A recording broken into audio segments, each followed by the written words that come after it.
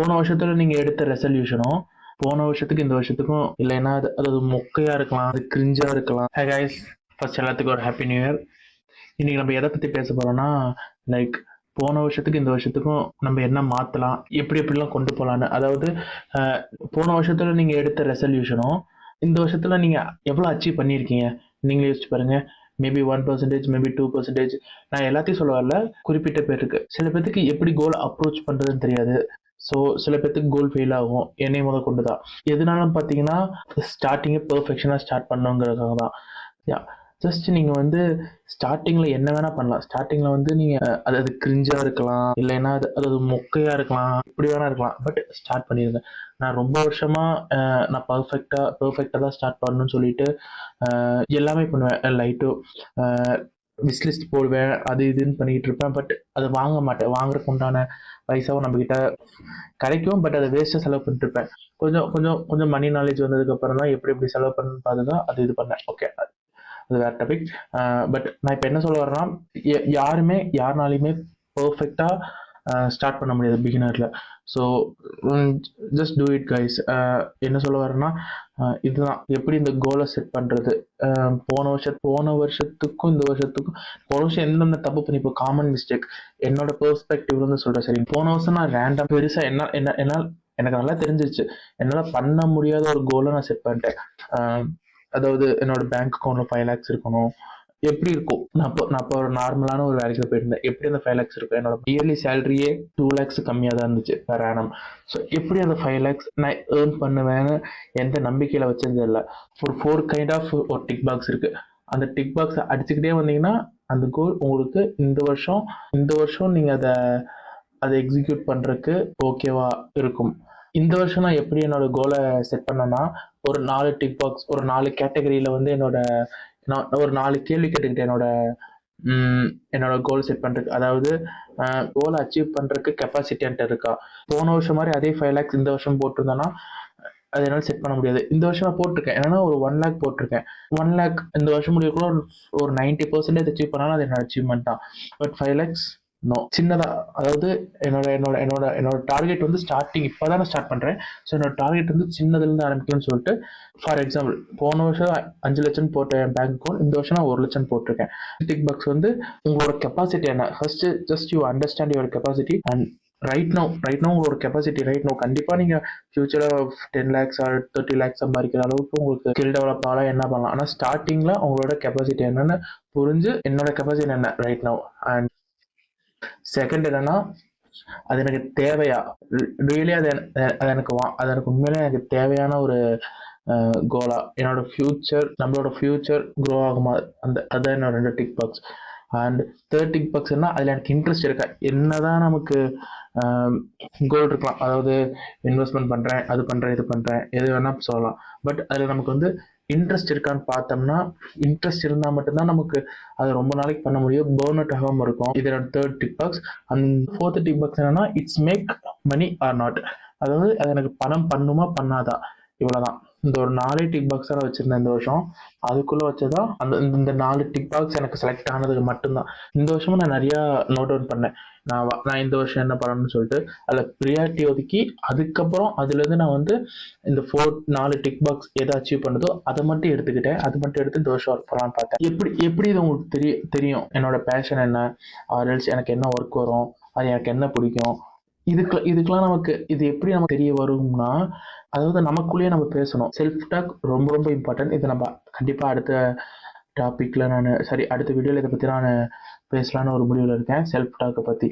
எனக்கு செல்ஃப் டாக்கா பெருசா நமக்கு டவுட் இருக்கும். நமக்கு ஒரு மென்டார் வேணும். ஆனா பட் மோஸ்ட் ஆஃப் த பீப்புள்ஸ்க்கு மென்டாருங்கிற ஒருத்தர் கிடைக்க மாட்டாங்க, ரைட்டா?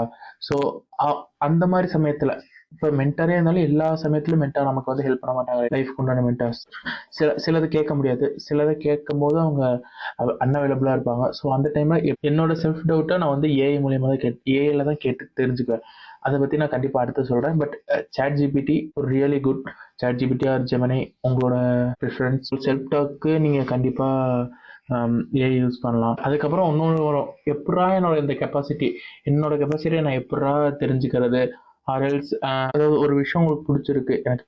எனக்கு இப்போ கண்டென்ட் கிரியேஷனே பிடிச்சிருக்கு. உங்களுக்கும் வேற ஏதாவது ஒரு ஃபோட்டோகிராஃபி பிடிச்சிருக்கலாம், எல்லாம் பிடிச்சிருக்கலாம்.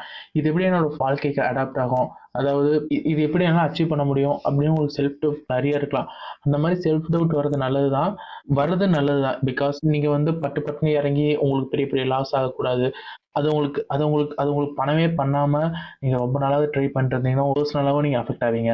ஸோ இதுக்கெல்லாம் இது இது இது இதுக்கு ஒரு நல்ல தீர்வுனா இப்போ ரீசெண்டாக ஒரு புக்கோட சம்மரி நான் கேட்டேன். அந்த புக் பேர் என்னன்னா தி டைனி எக்ஸ்பெரிமெண்ட். அதுல என்ன சொல்றாங்கன்னா, நமக்கு பிடிச்ச ஒர்க்கை சின்ன ஒரு எக்ஸ்பெரிமெண்ட் மாதிரி ஒரு 2 வாரத்துக்கு, அதாவது அவங்க ஒரு சென்டென்ஸ் மாதிரி வச்சிருக்காங்க. அதை நம்ம ஃபில் பண்ணவே போதும். Like I will action and for duration. அதாவது இப்ப நீங்க தினைக்கும் நடக்கணும் அப்படின்னு விருப்பப்படுறீங்க. பட் நடந்தா எப்படி, எந்த மாதிரி ரிசல்ட் தரணும் எனக்கு தெரியல, இல்ல என்னால நடக்க முடியுமா, அப்படி அப்படி அதாவது ஃபார் எக்ஸாம்பிள் சொல்றேன், ஓகேங்களா? அப்படி இருக்கிறவங்களுக்கு சென்டென்ஸ் ஃபில் பண்ணி பாருங்க.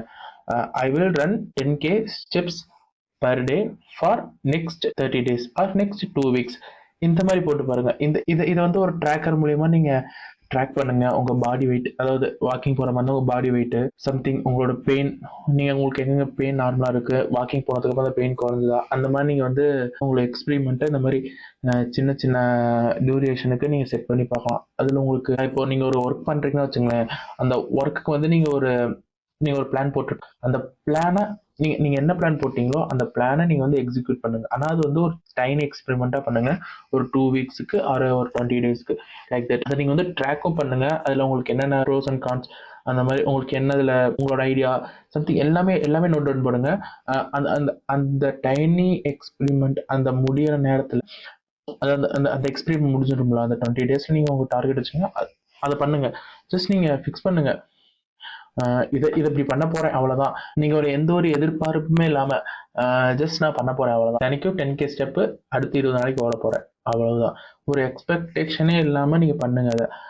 அதாவது இதை நான் பண்ண போறேன், ட்ராக் பண்ணிக்கிட்டே வாங்க.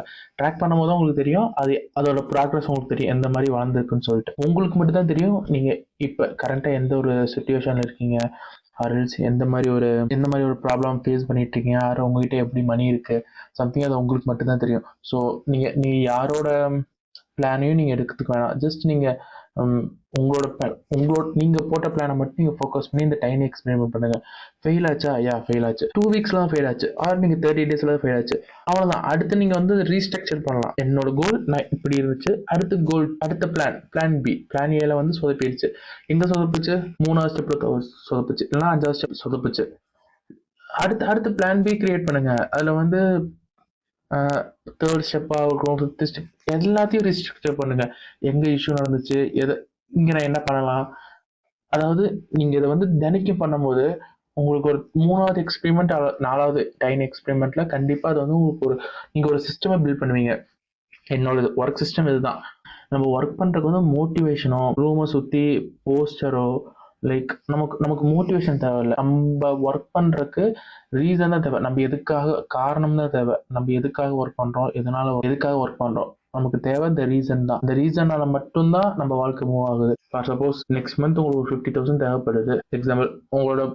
நீ ஒரு பைக் வாங்குறீங்க, இல்ல காருக்கு வந்து சர்வீஸ் பண்ணணும், இல்லைன்னா காரை வந்து ஒர்க் ஷாப்ல விட்டுருக்கீங்க. ஆனா அந்த மாசக்குள்ள நீங்க அந்த 50,000 கண்டிப்பா நீங்க ஓடுவீங்க. ஏன்னா உங்களுக்கு வந்து அந்த ரீசன் இருக்கு. ஆனா அங்க மோட்டிவேஷன் தேவைப்படல. ஸோ உங்களோட ஒர்க்குக்கு நீங்க மோட்டிவேஷனை பார்க்கறத விட அதோட ரீசனை மனசில் வச்சுக்கிட்டு நீங்க ஒர்க் பண்ணீங்கன்னா கண்டிப்பா ஒர்க் பண்ணலாம். அப்புறம் அந்த சொன்ன பார்த்தீங்களா, அந்த மிஸ்டேக்குன்னு சொன்ன பார்த்தீங்களா, கண்டிப்பா என்னைய பொறுத்த வரைக்கும் மிஸ்டேக் தான் ஒரு குட் டீச்சர். நம்ம மிஸ்டேக்ல இருந்து தான் நம்மளோட ஒர்க் ப்ராசஸ் ஆகட்டும், ஆர்எல்ஸ் நம்மளோட அடுத்தடுத்த ஸ்டெப் எல்லாமே நம்ம பண்ண மிஸ்டேக்னால தான் ஸ்ட்ராங் ஆகிட்டு இருக்குன்னு நம்புறேன். அவ்வளோதாங்க. இது ஒரு ஹோல் கான்செப்டே இல்லை, இது ஒரு சின்ன கான்செப்ட் இந்த டைம் எக்ஸ்பெரிமெண்ட்ல, ஓகேங்களா? அதாவது இந்த டைம் எக்ஸ்பெரிமெண்ட் புக்கோட சம்மரி கேட்டேன். ஸோ நீங்களும் கேளுங்க, இல்லைன்னா கண்டிப்பா புக்கோட லிங்க் வந்து இங்கே தான் நான் அட்டாச் பண்றேன், டிஸ்கிரிப்ஷனுக்கு இதை அட்டாச் பண்றேன். கண்டிப்பா வாங்கி படிச்சு பார்க்குறவங்க வாங்கி படிச்சு பாருங்க. இல்லைன்னா நீங்க சம்மரி கேளுங்க. இதன் ஃபர்ஸ்ட் வீடியோ.